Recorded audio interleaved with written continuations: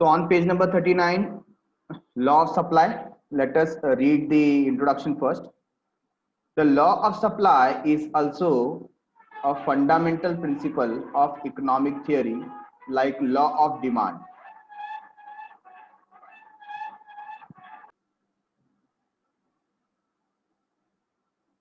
So law of supply is also a fundamental principle of economic theory, like law of demand. जैसे हमने demand theory पढ़ा, वैसा ही economic theory में ये भी एक बेसिक लॉ है. It was introduced by professor Alfred Marshall. As usual हमने देखा अभी तक के जो ज्यादातर इंट्रोडक्शन है डिमांड में, हमने देखा इलास्टिसिटी ऑफ डिमांड में हमने देखा, और यहाँ भी हम देख रहे हैं तो डॉक्टर या प्रोफेसर अल्फ्रेड मार्शल जो हैं, इन्होंने ही इंट्रोड्यूस किया है in his book principle of economics. Principle of economics which was published in 1890. कभी पब्लिश किया? 1890 में. The law explains the functional relationship between price and quantity supplied. दोनों के बीच का जो रिलेशन है, क्या रिलेशन है? डायरेक्ट रिलेशन है. कैसा रिलेशन? Direct relation. यस, तो ये यहां पर समझा रहे हैं. स्टेटमेंट ऑफ लॉ क्या बोलता है? Other thing being constant. आपको पता है स्टेटमेंट ऑफ लॉ में ये जो पर्टिकुलर जो फर्स्ट आपको ये 4 वर्ड दिखाई दे रहे हैं, अदर थिंग बीइंग कांस्टेंट, या आप लिख सकते हैं keeping other thing being constant. ठीक है ना? ये क्या बताता है कि बाकी सारी चीजें एज इट इज है, उसमें कोई चेंज नहीं. अगर है तो क्या होगा? Higher the price of commodity more is the quantity supplied, and lower the price of commodity less is the quantity supplied. तो जितना ज्यादा प्राइस मिलेगा, सेलर रेडी होगा ज्यादा से ज्यादा सप्लाई करने के लिए, और जितना कम प्राइस मिलेगा, सेलर कम सप्लाई करने को रेडी होगा. ठीक है? Keeping other thing being constant. In the simple word, other factors remaining constant, a rise in price result in a rise in quantity supplied. Price बढ़ेगा, सप्लाई बढ़ेगा. प्राइस कम होगा, supply कम होगा. Thus there is a direct relationship between price and quantity supplied. तो ये बहुत important है. There is a direct relationship between price and quantity supplied. तो ये जो स्टेटमेंट ऑफ लॉ है, ये हमको अच्छे से बाय हार्ट कर लेना है. फिर से एक बार रीड करेंगे. Other thing being constant, higher the price of commodity, more is the quantity supplied, and lower the price of commodity less is the quantity supplied. Getting it? तो सिंबॉलिकली देखो कैसे प्रेजेंट कर रहे हैं यहां पर. S X of F into bracket P X. तो ये एस एक्स क्या है? तो यहां पर एक्स कमोडिटी को लिया गया है, एंड एस मीन सप्लाई. ठीक है? एफ फॉर क्या हो जाएगा? Function, and P for price of commodity. बराबर है? तो यहां पर ये क्या बता रहे हैं? दोनों के बीच में डायरेक्ट रिलेशनशिप है. जितना ज्यादा प्राइस उतना ज्यादा supply. Right? assumption. The law of supply is based on the following assumption. हमने देखा था लॉ ऑफ डिमांड में भी कुछ अजम्पशन रखे गए थे, और यहां पर भी कुछ अजम्पशन है. तो सबसे पहला अजम्पशन क्या है? Constant cost of production. हमारा जो कॉस्ट ऑफ प्रोडक्शन है वो कैसा है? कांस्टेंट है. मतलब पहले जो हम कॉस्ट इंकर कर रहे थे, बेयर कर रहे थे किसी चीज को प्रोड्यूस करने में, अभी भी वो कॉस्ट क्या है? कांस्टेंट है, उसमें कोई असर नहीं हुआ है. It assumes that there is no change in the cost of production. A change in cost of production will affect the profit of the seller. Obvious सी बात है. ये लॉ कब अप्लाई होगा? ये जो हमने स्टेटमेंट ऑफ लॉ बोला, मोर is the price, more is the quantity supplied. लेकिन प्राइस का बढ़ने का रीजन अगर कॉस्ट ऑफ प्रोडक्शन बढ़ना है ना. फॉर एग्जाम्पल, मैं एक सोप मैन्युफैक्चरर हूं. ठीक है? मैं क्या हूं? I am a soap manufacturer. और अगर मैं सोप मैन्युफैक्चर कर रहा हूं और उसका कॉस्ट है, ठीक है, मैं पहले यहां पर आपको एक एग्जांपल दे देता हूं. ये क्या है? सोप है मेरे लिए. ठीक है? तो पहले मेरे लिए जो कॉस्ट होता था वो था एक सोप प्रिपेयर करने का कॉस्ट 25 रुपीज, ठीक है, और मैं क्या करता था उसमें 10 रुपीज ऐड करता था प्रॉफिट मार्जिन और सप्लाई करता था एट 35। तो ये क्या है, ये हम समझ सकते हैं सेलिंग प्राइस, आप ले लीजिए सेलिंग प्राइस, ठीक है। तो कॉस्ट कितना है 25 और यहां पर profit, how much profit is there 10 rupees, बराबर है।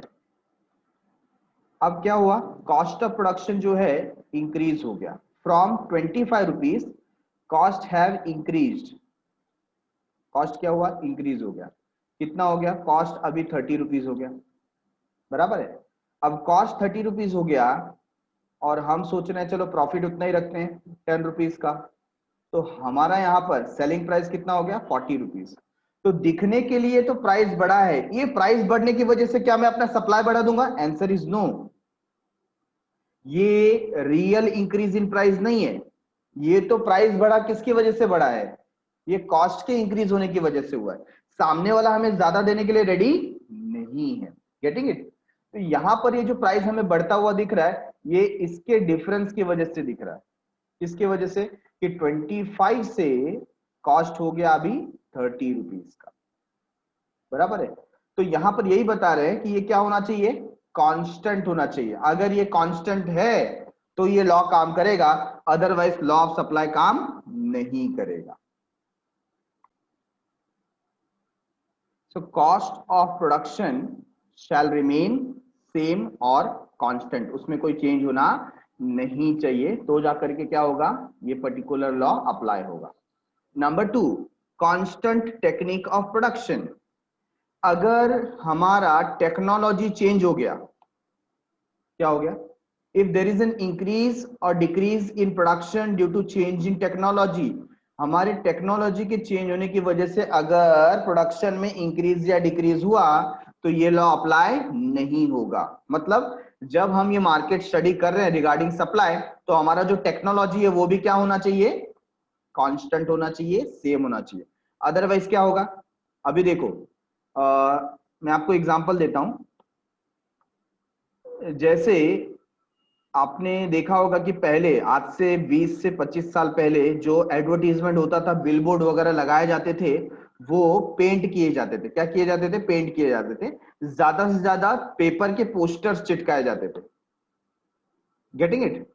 फिर धीरे धीरे बहुत सारी जो फॉरेन कंपनीज हैं उन्होंने प्लास्टिक के, अभी आजकल जो बैनर आते हैं आपने देखा है, प्लास्टिक के जो बैनर आते हैं उसके ऊपर डायरेक्ट प्रिंटिंग करते हैं, बराबर है।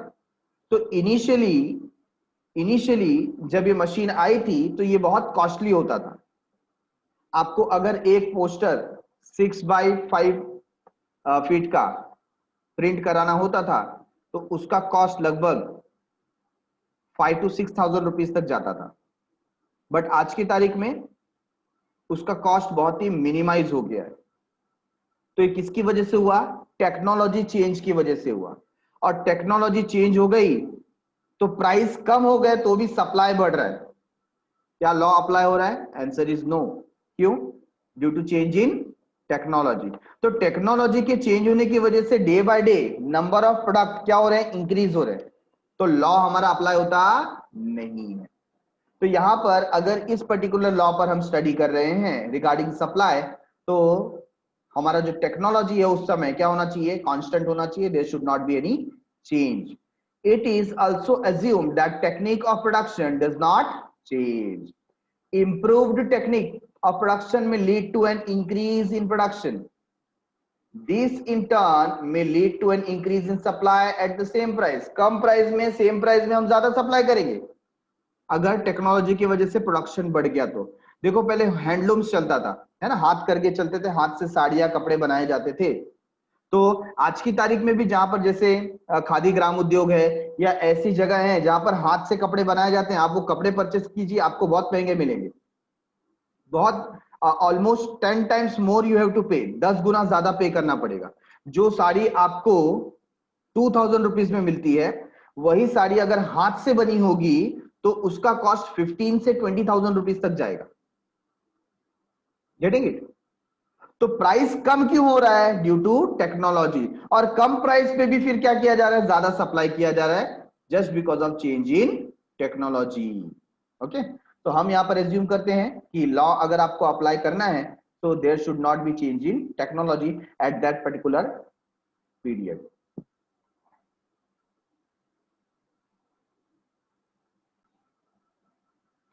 Next assumption is no change in weather condition.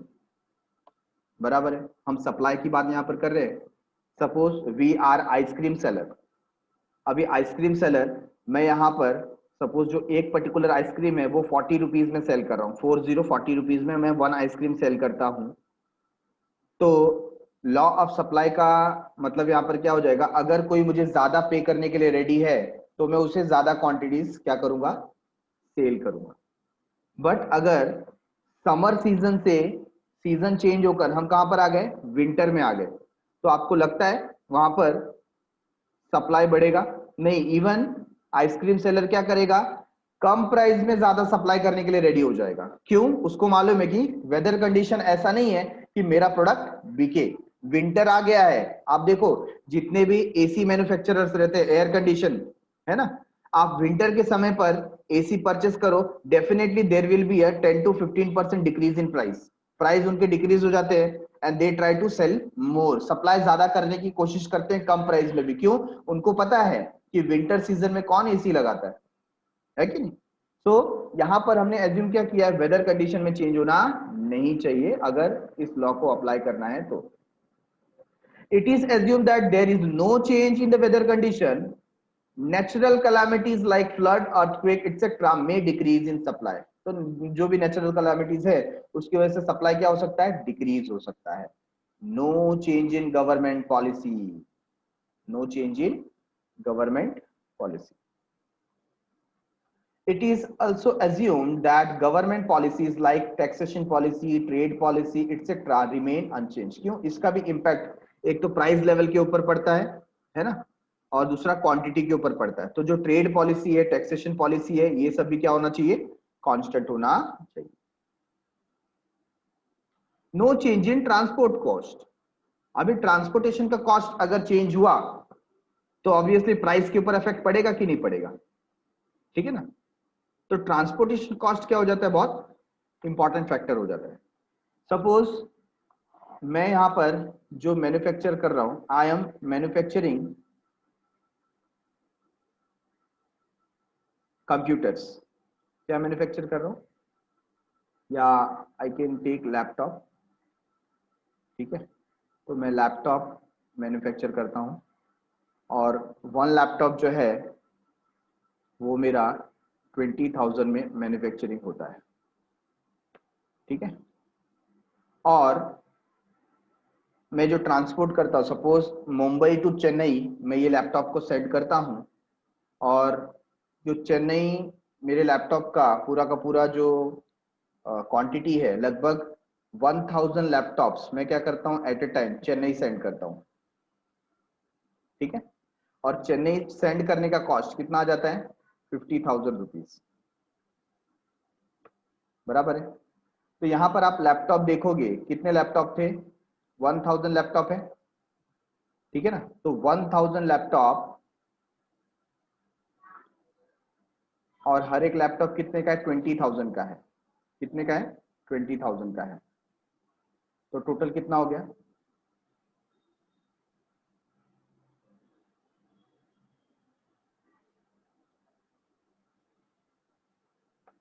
2 crore rupees, है ना? तो ये 2 करोड़ रुपए का क्या आ गया यहाँ पर? Total stock. प्लस इसमें क्या हो जाएगा? 50,000 रुपीज का क्या आ जा रहा है? Transportation cost. क्या आ रहा है? Transportation cost. अच्छा, अगर देखा जाए, अगर मैं ये 50,000 को 1,000 से डिवाइड कर दूं तो पर लैपटॉप का खर्चा कितना है? 0 0 कैंसिल हो जाएगा, है कि नहीं? तो पर लैपटॉप सिर्फ 50 रुपीज का खर्चा हो रहा है। कितना खर्चा हो रहा है? 50 रुपीज का। तो यहां पर जो भी मेरा कॉस्ट है है कि नहीं? तो यहां पर हम पर लैपटॉप कितना पे कर रहे थे, 50 रुपीज का कॉस्ट पे कर रहे थे, बराबर है। अभी सपोज अगर ये कॉस्ट ऑफ ट्रांसपोर्टेशन इंक्रीज हो जाए, सपोज क्या हुआ, वो जो पर्टिकुलर रूट था वहां पर कुछ बहुत बड़ा एक्सीडेंट हो गया, या सपोज कुछ समुदाय के दंगे हो गए और वो ट्रांसपोर्टेशन वहां से मना कर दिया गया और एक लॉन्ग रूट से जाना पड़ रहा है, और वो कॉस्ट क्या हो गया, 50,000 से 70,000 रुपीज हो गया, मतलब 20,000 इंक्रीज हो गया। अब ये 20,000 इंक्रीज होने की वजह से ऑब्वियसली जहां पर हम 50 रुपीज पर लैपटॉप पे करते थे, अब कितना पे कर रहे हैं, 70 रुपीज पे कर रहे हैं पर लैपटॉप। तो ऑब्वियसली कॉस्ट में चेंज होगा तो क्या होगा, लैपटॉप का प्राइस बढ़ेगा। क्या ये प्राइस कस्टमर बढ़ा रहा है, नहीं, ये प्राइस कॉस्ट इंक्रीज होने की वजह से बढ़ रहा है, ठीक है ना। तो क्या इसके ऊपर लॉ अप्लाई होगा, answer is no. Getting it everyone? assumption number 6, price of other good remain constant. यह तो हमने देखा था डिमांड में भी कि जो हमारा सब्स्टिट्यूट प्रोडक्ट है या अदर गुड्स का प्राइस क्या होना चाहिए, कांस्टेंट होना चाहिए।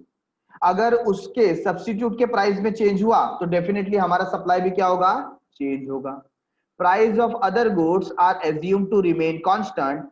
If they change, the law of supply may not hold true because producer may transfer resources to other products, है कि नहीं?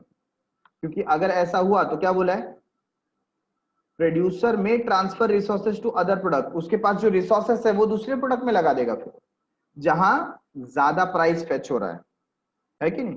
तो बात यहां पर यही हो रही है, prices of other goods are assumed to remain constant. तो जो हमारे दूसरे प्रोडक्ट है उनका प्राइस क्या होना चाहिए, कांस्टेंट होना चाहिए। सपोज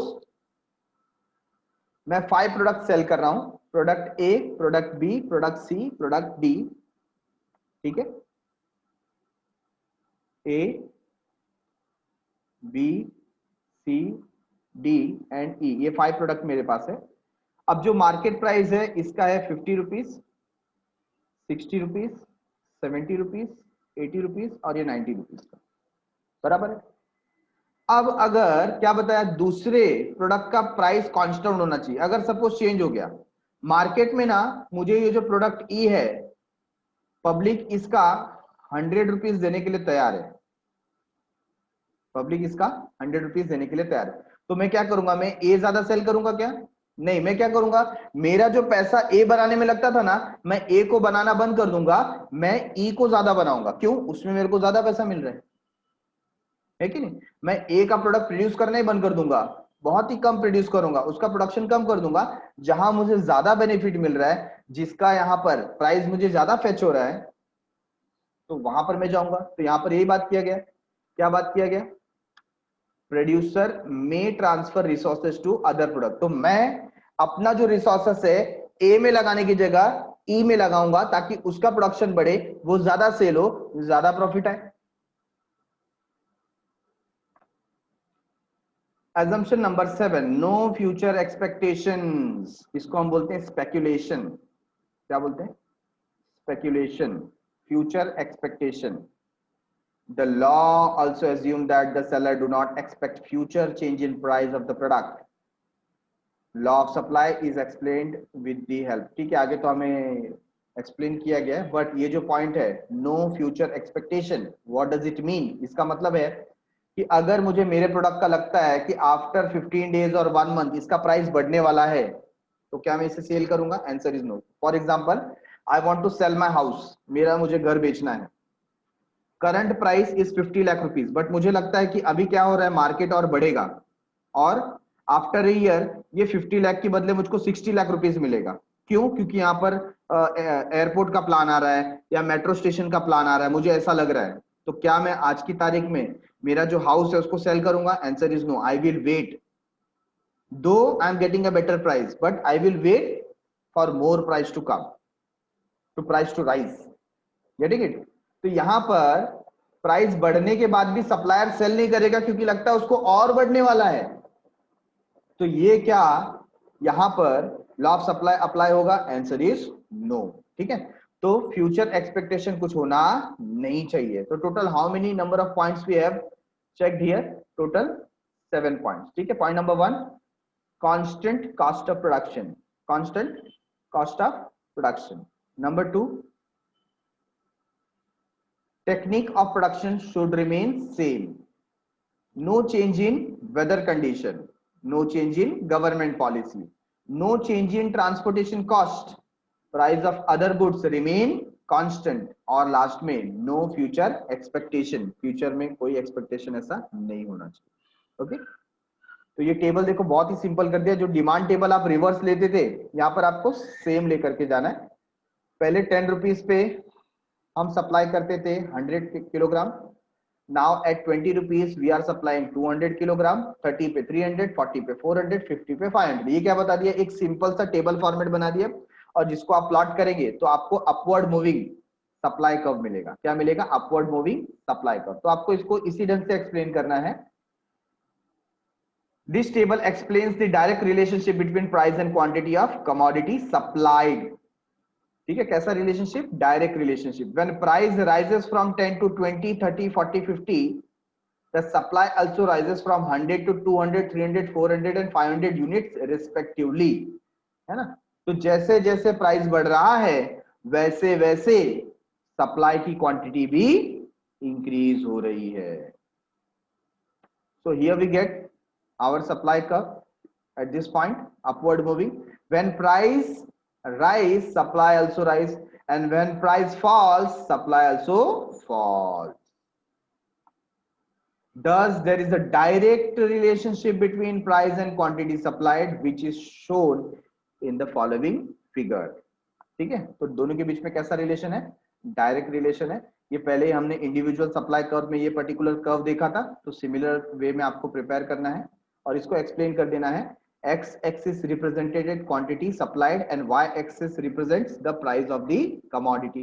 तो यहाँ पर आप देख रहे हैं X axis पे क्या मिला आपको? Quantity supplied. और Y axis पे आपको क्या मिला? प्राइस. राइट है.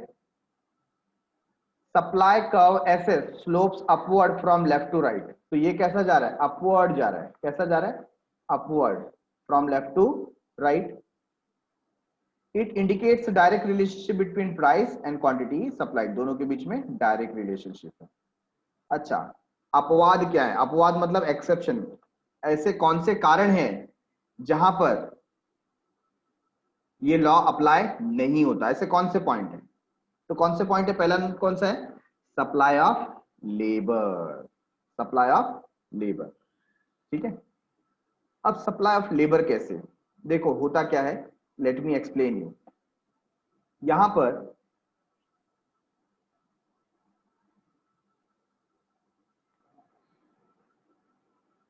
देखिए, यहां पर मैं एग्जांपल ले रहा हूं सप्लाई ऑफ लेबर का.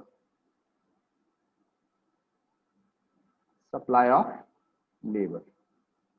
लेबर मतलब जो हमारे पास वर्कर आते हैं काम करने के लिए फैक्ट्री में. I am talking about them. ठीक है. So what we have here, हमारे पास एक्स एक्सिस है and we have Y axis over here. अब यहां पर मैं वाई एक्सिस जो है यहां पर डिनोट करूंगा वेजेस. मैं क्या पे कर रहा हूं? वेजेस. ठीक है. और यहां पर नंबर ऑफ आवर्स वर्कड. ठीक है. तो यहां पर क्या हो रहा है? सपोज मैंने किसी वर्कर को बोला कि आपको मैं पे करूंगा 5,000 rupees per month as a salary. ठीक है. तो आप मेरे लिए पर डे कितने आवर्स काम करेंगे? उसने बोला सर मैं आपके लिए डेली बेसिस पे 5 आवर्स काम करूंगा. कितना काम करूंगा? 5 आवर्स. ठीक है. यहाँ पे 5 आवर्स हो गया लाइक दिस. ये पॉइंट मिल गया मुझको.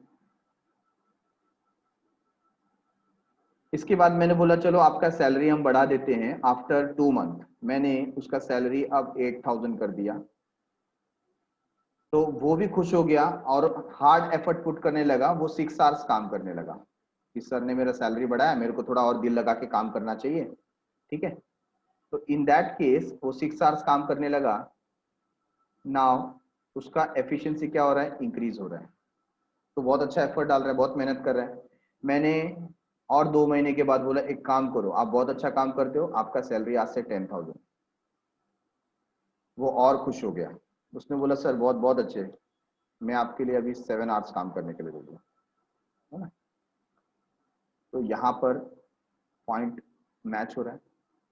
आफ्टर दैट मैंने आफ्टर 6 मंथ उसको बोला कि भाई आपका प्रमोशन हुआ, आपको अभी से 12,000 रुपीज का पेमेंट दिया जाएगा। तो और खुश हो गया। He started working 8 hours daily. Okay, अभी 8 आवर्स डेली वो क्या कर रहा है, वर्क कर रहा है।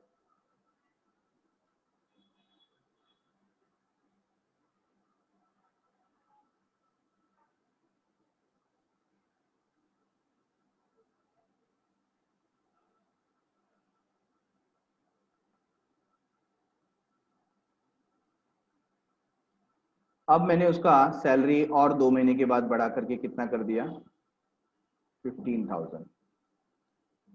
खुश हो गया, बोला सर बहुत अच्छे, अब मैं आपके लिए 12 घंटे काम करूंगा, ठीक है ना। तो हमारा लॉ काम कर रहा है कि नहीं कर रहा है, बिल्कुल कर रहा है। तो यहां पर आप देखेंगे कि हमारा जो सप्लाई कर्व है वो कैसे जा रहा है, अपवर्ड मूविंग। कैसे जा रहा है, अपवर्ड मूविंग, ठीक है। अब वो 12 घंटे हमारे लिए काम कर रहे हैं। हम बहुत खुश हो गए, हमने बोला एक काम करो, आपने अभी ऐसा काम कब तक चलता रहा, वो लगभग उसने 7 से 8 साल हमारे लिए काम किया। अब हमने उसका सैलरी बढ़ा करके कितना कर दिया, 20,000 रुपीज। लेकिन already he is giving how much, 12 hours. अब क्या होता है, एक सैचुरेशन पॉइंट आ जाता है। एक ही काम कर करके मोनोटोनस हो गया, थक गया। अब उसके दिमाग में क्या चल रहा है कि अरे बहुत पैसा कमाया, अब मैं ज्यादा टाइम नहीं दे सकता। धीरे धीरे वो क्या करेगा, वो यहाँ पर 11 आवर्स पे आ जाएगा।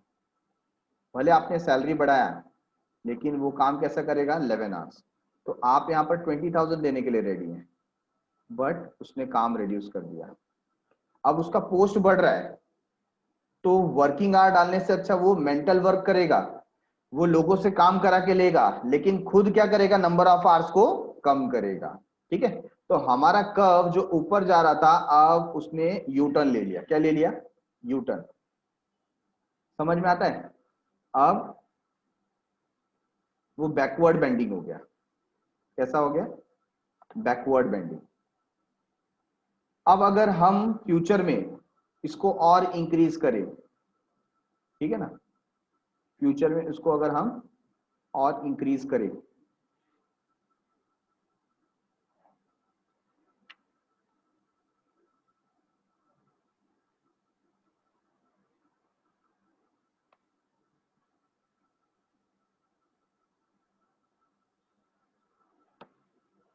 20,000 से मैं अब उसकी सैलरी, उसको और एक प्रमोशन दे देता हूं, और अब उसकी सैलरी कितनी कर दी, 25,000, ठीक है।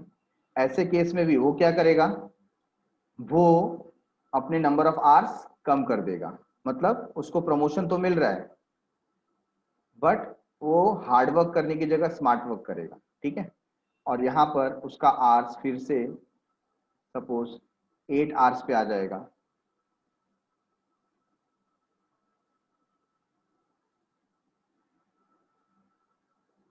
और ये जो कर्व हमें मिल रहा है, ये कैसा आ रहा है, बैकवर्ड बेंडिंग, बैकवर्ड बेंडिंग। तो ये जो सप्लाई कर्व पहले कैसा जा रहा था, upward sloping, left to right, अब कैसे हो गया, टिल्ट हो गया, बैकवर्ड बेंडिंग हो गया।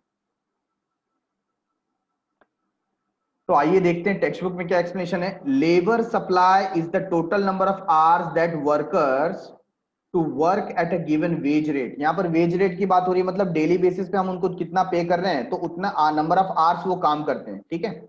It is represented graphically by a supply curve. तो सप्लाई कर्व के थ्रू इन्होंने ग्राफिकली इसको रिप्रेजेंट किया है। In the case of labour, as the wage rate rises, the supply of labour number of hour work would increase. तो जैसे जैसे आप उसका वेज रेट बढ़ाओगे वैसे वैसे वो क्या करेगा, उसकी एफिशिएंसी इंक्रीज करेगा, वो ज्यादा काम करेगा। ठीक है, सो सप्लाई कर्व स्लोप्स अपवर्ड, धीरे धीरे सप्लाई कर्व कहां जाएगा, ऊपर की तरफ जाएगा। Supply of labour that is number of hours work falls with a further rise in the wage rate, and supply curve of labor bends backward. This is because the worker would prefer leisure to work after receiving higher amount of wages. तो ये यहां पर थोड़ा सा कैसा हो जाता है, वर्क को वो थोड़ा ग्रांटेड लेने लगता है, मतलब अपना जो हार्ड वर्क है, एफर्ट है, एफिशिएंसी है, वो उतना पुट नहीं करता है। Getting it? Thus after a certain point when wage rate rises the supply of labour tends to fall. तो आप वेज रेट तो बढ़ाते जा रहे हो बट सप्लाई क्या होता है, वो कम होते जाता है। ठीक है ना? It can be explain with the help of a backward bending supply curve. तो ये वर्ड आपको भी यहां पर यूज करना है, बैकवर्ड बेंडिंग सप्लाई कर्व। ठीक है, this table explains the backward bending supply curve of labour. तो आप यहां पर देखिए छोटे टेबल में इसको समझाने की कोशिश की गई है। वेज रेट पर आवर दिया गया हमें 100 रुपीज, 200 रुपीज, 300, मतलब पहले हम पे करते थे 100 रुपीज पर आवर। तो जो हमारे पास लेबर है वो 5 आवर्स काम करता था, तो हमें उसे पे करना पड़ता था 500 रुपीज। ठीक है, बाद में हमने क्या किया, उसका बढ़ा दिया वेज, हमने बोला कि आज से आपको 200 रुपीज पर आवर मिलेगा। तो वो खुश हो गया और 7 आवर्स काम करने लगा। तो अब हमको उसको कितना पे करना रहता है, 1400 पे करना रहता है। तो इसमें क्या होता है ना, उसके माइंड में एक फिगर रहता है कि अगर मुझे मंथली इतना अमाउंट आ जाएगा ना, आई एम सेटिस्फाइड, है कि नहीं? है ना? अपना सब खर्च वगैरह देख करके, सपोज मैं इन केस मैं अगर यहाँ पर 80,000 रुपीज पर मंथ अर्न करता हूं, मुझे भी ऐसा लगेगा कि अगर मेरे को 1,50,000 रुपीज पर मंथ मिला ना, तो that is more than enough, easy life होगी। मैं उससे ज्यादा जाना नहीं चाहता, मैं लाइफ को एंजॉय करना चाहता हूं, है कि नहीं? तो एक सैचुरेशन क्या रहता है, लेवल रहता है माइंड में कि कितना अमाउंट मेरे लिए इनफ है। तो यहां पर जैसे ही मैंने क्या किया, 300 रुपीज, 200 से 300, अब उसको ऑलरेडी कितना मिल रहा था, 1400 मिल रहा था, और 300 करने पे वो 6 आवर्स भी काम करता है तो भी वो 1800 कमा लेता है। आपने देखा होगा जो ज्यादातर ऑटो रिक्शा वाले होते हैं ना, ऑटो रिक्शा वाले डेली बेसिस पे उनका जो अर्निंग रहता है, अगर उनका एक टारगेट है कि आज के दिन पे मेरे को 2000 रुपीज अर्न करना है, अगर उनका 2000 रुपीज है ना, उन्होंने सपोज मॉर्निंग 7 o'clock से रिक्शा चलाना स्टार्ट किया, अगर उनका 2000 रुपीज शाम के 5 बजे तक 2-2,500 कमा लिया ना, तो वो काम ही नहीं करेंगे, सीधा घर जाएंगे, अब मैं बच्चों को टाइम दूंगा, क्यों, मेरा आज का कोटा पूरा हो गया। आपको लगता है वो ज्यादा टाइम देंगे? नहीं नहीं, मैं पूरा रात भर चलाता हूँ, मेरे को आज हो सकता है 3-4 हजार रुपया मिल जाए। नहीं नहीं नहीं, आप देखो जो ज्यादा समय तक ये काम करता रहता है ना, मतलब 10 to 15 ईयर से रिक्शा चला रहा है, उसका शाम होते होते अगर उसका टारगेट पूरा हो गया ना, वो घर निकल जाएगा, बोलेगा बस हो गया, आज की कमाई हो गई, अब मैं इतना रिक्शा नहीं चलाऊंगा। ऐसा प्रैक्टिकल होता है कि नहीं होता है?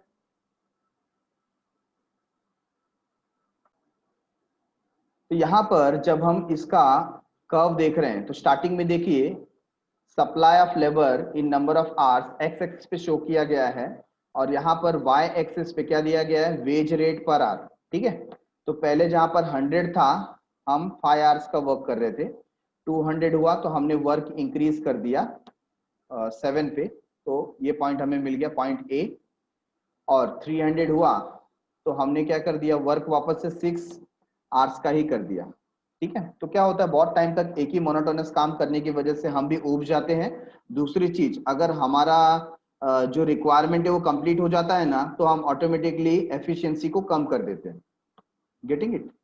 हम जो हार्ड वर्क पुट करते हैं उसको कम कर देते हैं, कम टाइम में काम करते हैं। Okay, so supply of labour is shown. अभी आपको ये लिखना कैसे, आपको ये शेड्यूल बनाने के बाद आपको ग्राफ बनाना है, और ग्राफ को कैसे एक्सप्लेन करेंगे, in this figure supply of labor number of hours worked is shown on the x axis, जो अभी मैंने बात किया वही आपको लिखना है, and wage rate per hour is shown on the y axis. the curve SAS मतलब क्या हो गया, वहां पर बैकवर्ड बेंडिंग है ना, पहले S से A तक आया, और उसके बाद वो बैकवर्ड हो गया, तो इसको बोलते हैं बैकवर्ड बेंडिंग सप्लाई कर्व। तो curve SAS represent backward bending supply curve of labour, ठीक है। तो ये इंपॉर्टेंट है इसके अंदर। Initially, when the wage rate is rupees 100 per hour, the hours of work is 5. The total amount of wage received is rupees 500. When wage rate rises from 100 rupees to 200, hours of work will also rise from 5 hours to 7 hours. Total amount of wages would rise from 500 to 1400. At this point, laborer enjoys the highest amount, that is 1400. अभी उसको क्या मिल रहा है? Highest amount मिल रहा है कि नहीं? और वो कितने आवर्स काम कर रहा है? 7 आवर्स काम कर रहा है। अगर यहां पर इंक्रीज होके 300 हो जाता है, total wage amount may rise, but laborer will prefer leisure time and denies to work for extra hour. तो वो जो यहाँ पर क्या चाहिए, वहां पर कि उसको खुद के लिए समय चाहिए। किसके लिए समय चाहिए? खुद के लिए। मतलब वो काम कर करके अभी उब गया है, वो बोलेगा कि अब मुझे थोड़ा आराम भी चाहिए, क्योंकि मेरा जो मंशा था, मेरी जो इच्छा थी, उतना पैसा तो अभी मुझे मिल जा रहा है, ठीक है। Thus he is ready to work only for 6 hours. At the point A, the supply curve bends backward, which become an exception to the law of supply. और ये क्या बन जाता है? पॉइंट ए के बाद ये एक एक्सेप्शन बन जाता है, वहां से वो बैकवर्ड बेंडिंग हो जाता है, ठीक है। सिमिलरली देखो एग्रीकल्चरल गुड्स की बात की है। किसकी बात की है? Agricultural goods.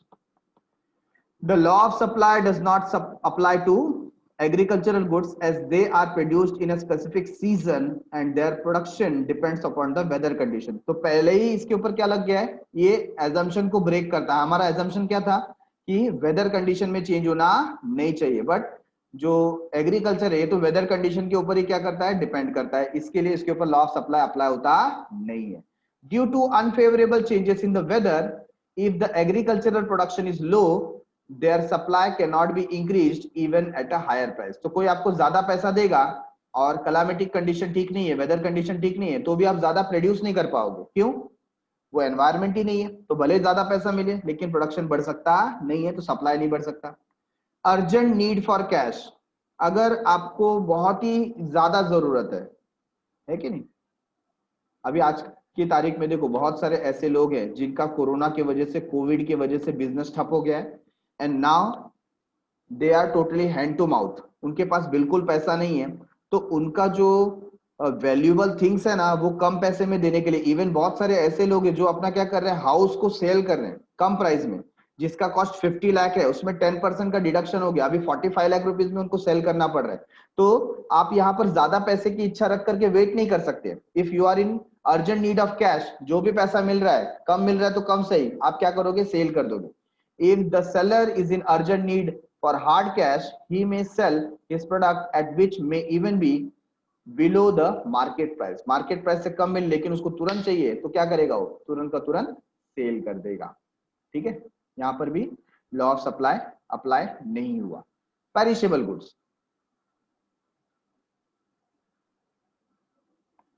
in the case of perishable goods, the supplier would offer to sell more quantities at lower price. Come price में ज्यादा बेचने की कोशिश कर रहा है, to avoid losses. For example, vegetable, मतलब वो ज्यादा टाइम तक वेट नहीं करेगा कि मुझे अच्छा प्राइस मिले, है ना। वो स्टॉक को होल्ड करके नहीं रखेगा कि नहीं प्राइस बढ़ने दो तो मैं बेचूंगा। ऐसा करेगा तो उसका माल खराब हो जाएगा, रखे रखे स्टॉक सब सड़ जाएगा। तो क्या करता है? जैसा प्राइस मिलता है फटाफट उसको क्या करता है? सेल करता है। वो ज्यादा टाइम तक होल्ड कर सकता नहीं। आपने देखा होगा जब वेजिटेबल मार्केट में फर्स्ट और सेकंड डे रहता है ना, जहां पर मतलब न्यू वेजिटेबल्स आए हैं, तब उनका प्राइस ज्यादा रहता है। लेकिन जैसे जैसे थर्ड डे होता है, फोर्थ डे होता है, तो वेजिटेबल धीरे धीरे क्या होने लगते हैं? ड्राई होने लगते हैं, खराब होने लगते हैं। तो वो क्या करते हैं? कम प्राइस पे उसको निकालना चालू कर देते हैं। क्यों? उनको मालूम है कि अभी नहीं निकाला तो प्रोडक्ट क्या होने वाला है? खराब हो जाने वाला है। तो भले जो जो प्राइस देता है उस पर क्या करते हैं? उसको सेल कर देते हैं। एग्जाम्पल है वेजिटेबल जो सेलर हैं, आप देखेंगे जो पीक आवर्स रहता है ना, वहां पर उनके प्राइसेस ज्यादा रहते हैं। जैसे वहां पर अगर भीड़ का टाइम मॉर्निंग में 10 o'clock से 12 o'clock तक है ना, और आप वहां पर अगर 1:30 2 o'clock को विजिट करेंगे ना, तो वेजिटेबल का प्राइस कम हो जाएगा। सिमिलरली नाइट टाइम पे अगर मार्केट का टाइम समझ लो 4 o'clock से 7-8 o'clock तक है, और आप अगर वहां पर 9 o'clock 9:30 को जाते हैं ना, तो आपको बहुत ही कम रेट पे वहां पर क्या मिल जाएंगे, वेजिटेबल मिल जाएंगे। क्यों? वो लोग को क्या रहता है, अब जो कस्टमर आया बेच के निकालो, बात खत्म करो, ठीक है। नहीं तो क्या होगा, ये स्टॉक फिर नेक्स्ट डे पे और डेटोरिएट होगा और खराब होगा, तो कम प्राइस में भी वो सेल करने के लिए रेडी हो जाते हैं पेरिशेबल गुड्स को। नंबर 5, रेयर गुड्स, ऐसे गुड्स जो क्या है, रेयर है। The supply of rare goods cannot be increased or decreased according to its demand, क्योंकि वो चीज अपने आप में रेयर है। रेयर का मतलब क्या होता है, अभाव होता है, उनकी बहुत कमी है, नंबर ऑफ क्वांटिटीज उनकी कम है, आप चाहकर भी उनकी क्वांटिटीज को इंक्रीज नहीं कर सकते। जैसे देखो आज की तारीख में जो विंटेज कार होते हैं, विंटेज कार मतलब आज से मतलब जो 60-70-80 साल पुराने जो गाड़ियां हैं, है ना, जो बनाई गई थी, अगर वो अभी भी वर्किंग कंडीशन में है ना, तो उसका बहुत ही हाई प्राइस मिलता है। क्यों? क्योंकि वो बहुत ही लिमिटेड वर्जन्स में बनाई गई थी। तो आज की तारीख में अगर विंटेज कार आप देखेंगे, जो बहुत ही पुरानी गाड़ियां हैं लेकिन चल रही हैं, तो बहुत ही महंगी बिकती हैं, क्योंकि ज्यादा पैसा देने पर भी आप उनकी क्वांटिटीज को इंक्रीज नहीं कर सकते। Even if the price rises, supply remains unchange, कितना भी प्राइस बढ़ाओ सप्लाई चेंज नहीं होगा, ठीक है। For example rare paintings, old coins, antique goods etcetera. तो जो ओल्ड कॉइन्स होते हैं वो एक बार जब भी आ गए थे मार्केट में तभी आ गए थे, उसके बाद तो और उनका प्रिंटिंग नहीं हुआ। तो ऐसे जो ओल्ड कॉइन है या एंटीक गुड्स हैं जो बहुत ही 200-300 साल पुराने हैं, है ना, या जो कोई रेयर पेंटिंग है, उनका सप्लाई इंक्रीज किया जा सकता नहीं है। तो इसके लिए इनका प्राइस बढ़ाने के बाद भी सप्लाई बढ़ता नहीं है। Getting it? So here we have covered exceptions, है ना। पहले हमने क्या देखा, हमने देखा law of supply, statement of law. Statement of law देखने के बाद हमने देखा अजम्पशन ऑफ द लॉ। कुछ अजम्पशंस लेने के बाद हमने देखा एक्सेप्शंस ऑफ लॉ। तो एक्सेप्शंस ऑफ लॉ के जो पॉइंट्स है वो रिपीट कर लेते हैं। पहला एक्सेप्शन क्या है, सप्लाई ऑफ लेबर, जहां पर हमको मिलता है बैकवर्ड बेंडिंग सप्लाई कर्व, ठीक है। नंबर 2 पे है एग्रीकल्चरल गुड्स, क्योंकि वो सीजनल नेचर के होते हैं। नंबर 3 है अर्जेंट नीड ऑफ कैश, अगर आपको कैश अर्जेंटली नीडेड है, so you will not wait for higher price, आपको जो प्राइस मिलता है आप उसमें क्या करेंगे, सेल कर देंगे। नेक्स्ट है पेरिशेबल गुड्स, वेजिटेबल है, फ्रूट्स हैं। यहाँ पर क्या होता है, जब आपको लगता है कि ये चीज ज्यादा समय तक रही तो खराब हो जाएगी, तो आप उसको कम प्राइस में भी सेल कर देते हो। और फिर है रेयर गुड्स, ऐसे गुड्स जिनका प्राइस देने पर भी सप्लाई इंक्रीज नहीं किया जा सकता, ऐसे गुड्स के ऊपर भी सप्लाई का लॉ अप्लाई नहीं होता, ठीक है। तो समय समाप्ति की घोषणा, इसी के साथ हमने एक और कंसेप्ट को फिनिश किया। मिलते हैं नया कंसेप्ट लेकर के अगले एपिसोड में, तब तक के लिए बाय बाय, शुक्रिया, शब्बा खैर, सायोनारा।